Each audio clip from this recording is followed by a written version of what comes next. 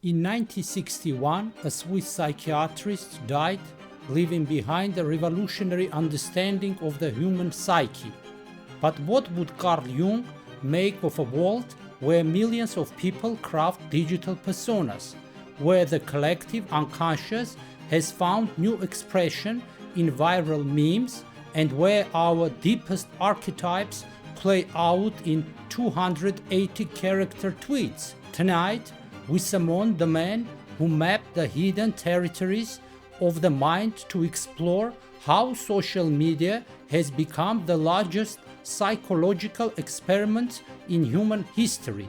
I am your host, Artashes Khurshudyan, and this is Conversations with the Great Dead. Carl Gustav Jung gave us the collective unconscious, the idea that beneath our individual psyches lies a shared reservoir of experiences, symbols, and patterns that unite all humanity. He identified archetypes: the hero, the shadow, the anima, animus, the wise old man, the great mother, universal patterns that shape human behavior across cultures and centuries. Jung believed that psychological health required integrating these different aspects of the self, a process he called individuation. But he also warned of the dangers when archetypal energies possess us unconsciously. Today, billions of people curate online identities across multiple platforms. We craft personas on LinkedIn, Instagram, Twitter, TikTok, each platform calling forth different aspects of our personality. Are we experiencing unprecedented psychological fragmentation, or are we finally learning to express the full complexity of the human psyche?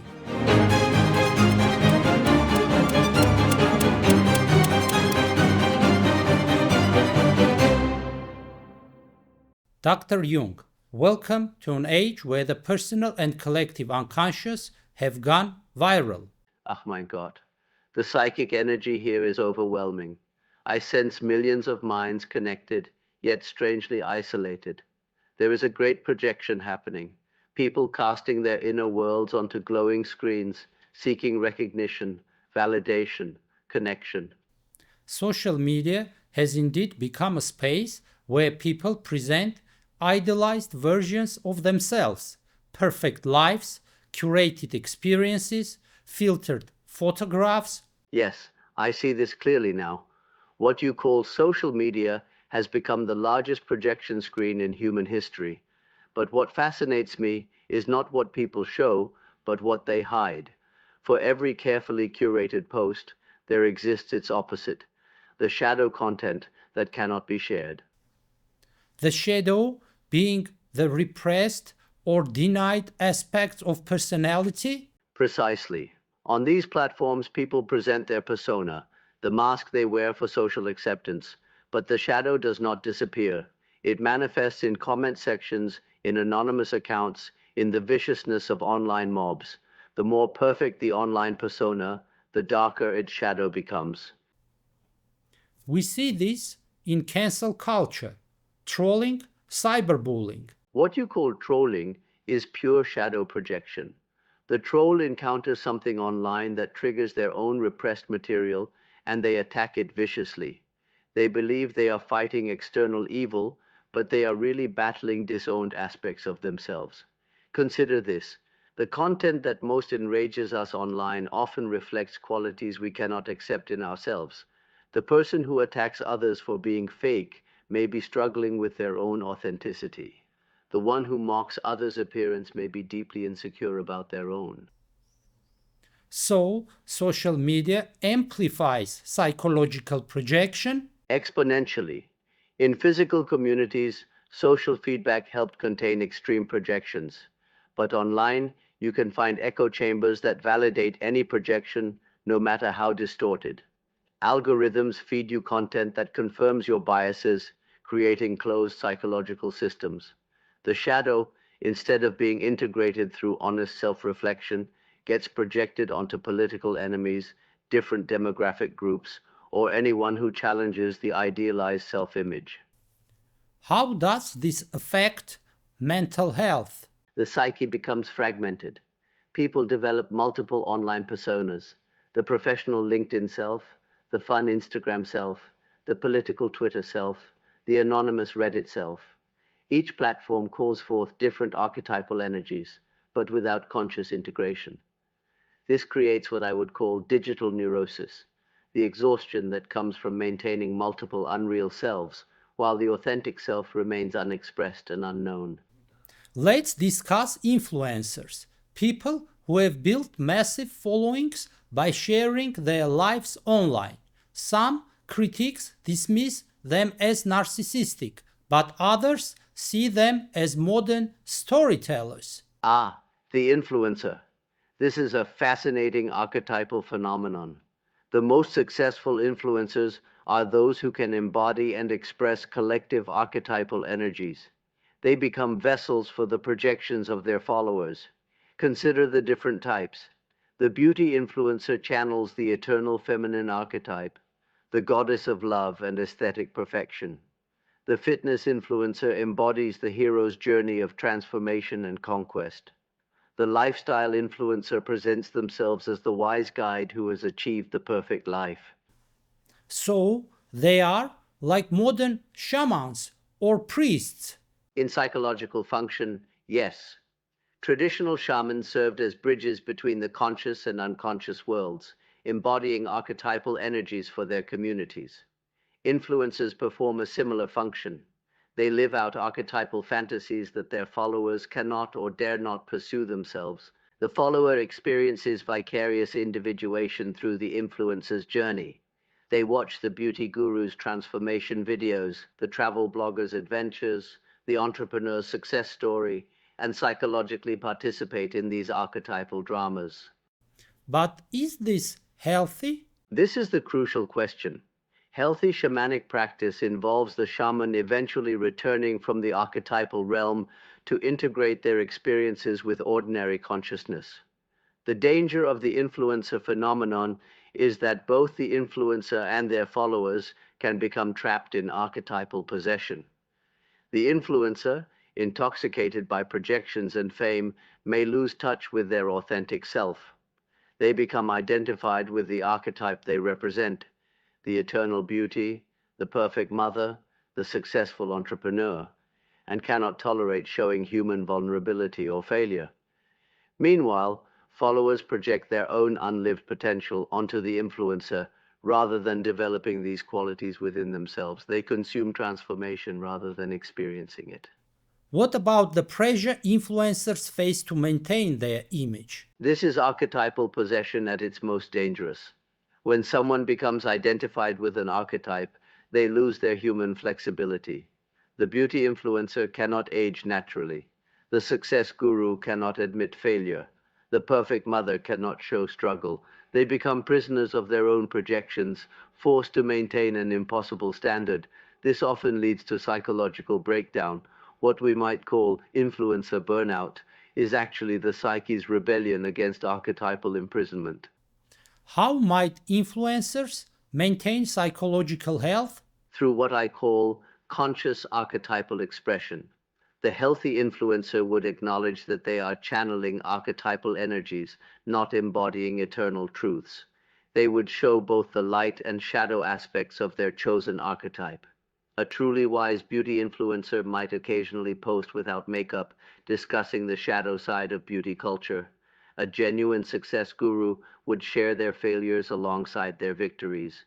This creates space for followers to develop a more complete relationship with these archetypal energies. Social media algorithms determine what content billions of people see. These systems learn from collective behavior patterns to predict what will engage us. Could algorithms be artificial manifestations of the collective unconscious? Extraordinary insight. Yes, I see this clearly now. These algorithms aggregate the psychological patterns of millions of users, their clicks, their pauses, their emotional reactions, and use this data to predict what will capture attention. In essence, algorithms are mapping the collective unconscious in real time. They identify which archetypal images, Stories and symbols most powerfully affect human psychology, then amplify these patterns. So, viral content succeeds because it triggers archetypal responses. Precisely. Consider what goes viral: stories of dramatic transformation, the hero's journey, images of idealized beauty, the anima, animus, tales of injustice and revenge, the shadow, expressions of universal love or fear, the great mother and the terrible father. Memes are particularly fascinating. They are digital manifestations of archetypal symbols evolving and spreading through the collective psyche like psychological viruses. A successful meme captures some aspect of shared human experience and gives it symbolic form. But algorithms also create filter bubbles and echo chambers. This is the shadow side of algorithmic consciousness. While algorithms can map collective patterns, they lack wisdom about psychological integration. They optimize for engagement, not for psychological health. An algorithm might notice that divisive political content generates strong emotional responses, so it feeds users increasingly extreme content. This creates psychological polarization. People become trapped in one archetypal position, unable to see the wholeness of complex issues. How does this affect society? We are witnessing the emergence of digitally mediated collective neuroses. Different groups become possessed by opposing archetypal energies. One side embodies the righteous crusader, the other, the persecuted victim.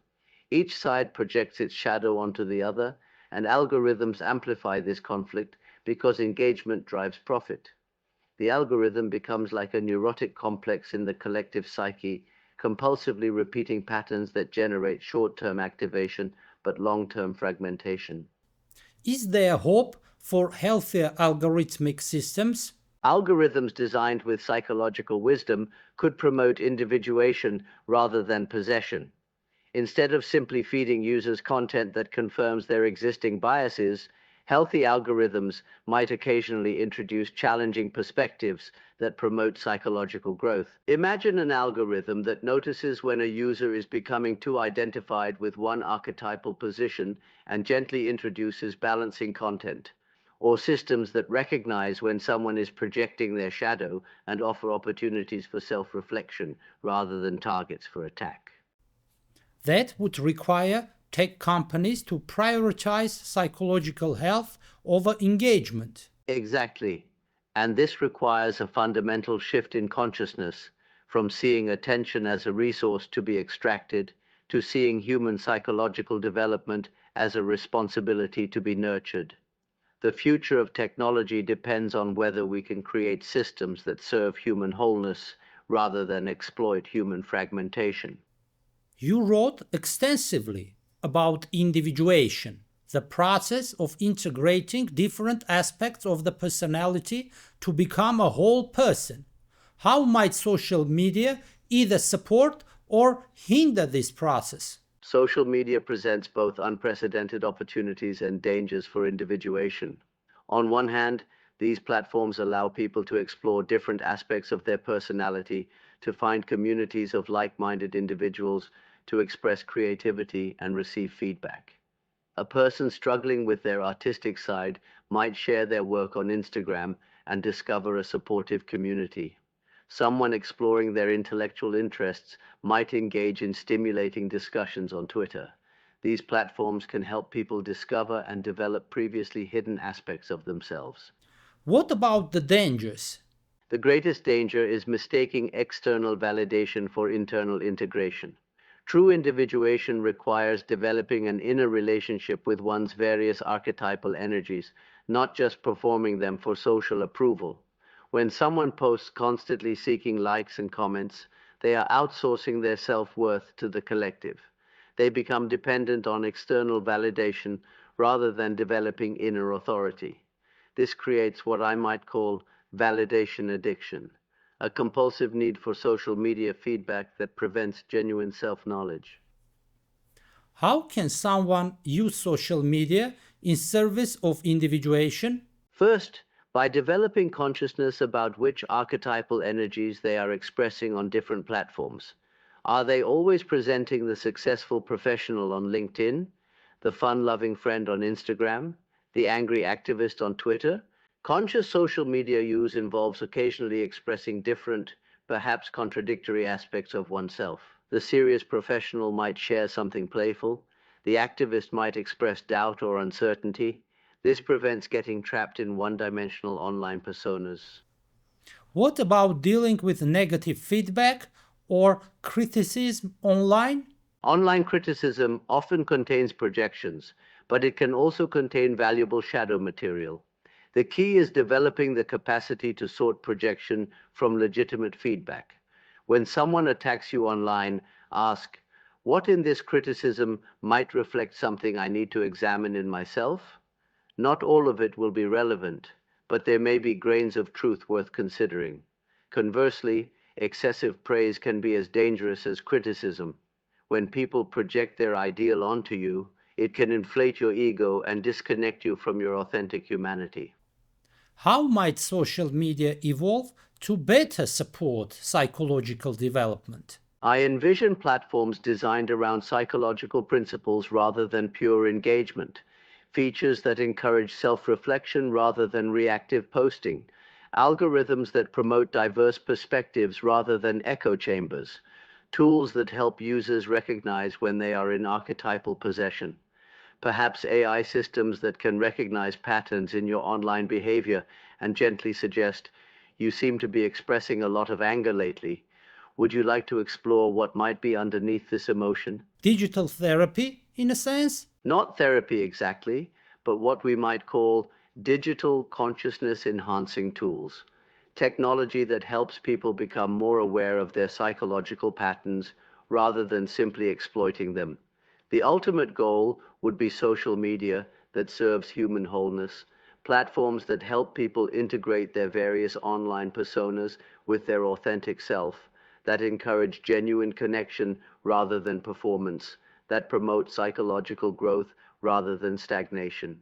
Dr. Jung, as you return to the depth of the collective unconscious, what final wisdom would you offer to those navigating our digital age? Remember that every online interaction is also an inner interaction. The people you encounter on social media are not just external others. They represent aspects of your own psyche seeking recognition and integration. Use these digital mirrors to know yourself more deeply. When something online triggers a strong emotional response, ask, what is this showing me about my own unconscious material? The goal is not to avoid social media, but to engage with it consciously. Let these platforms serve your individuation process rather than enslaving you to collective opinion. Dr. Jung, thank you. This conversation is a gift, a reminder that our inner worlds are vast, complex, and worth exploring. To our listeners, if this episode stirred something in you, subscribe, rate us, and share your thoughts. And stay tuned for our next guest, Sigmund Freud, founder of psychoanalysis, on celebrity culture, how the cult of fame shapes our desires. Until then, remember, in the digital age, the most radical act is to know thyself. This episode was inspired by Carl Jung's The Archetypes and the Collective Unconscious, Modern Man in Search of a Soul, and Memories, Dreams, Reflections, as well as contemporary research in digital psychology and social media's effects on mental health.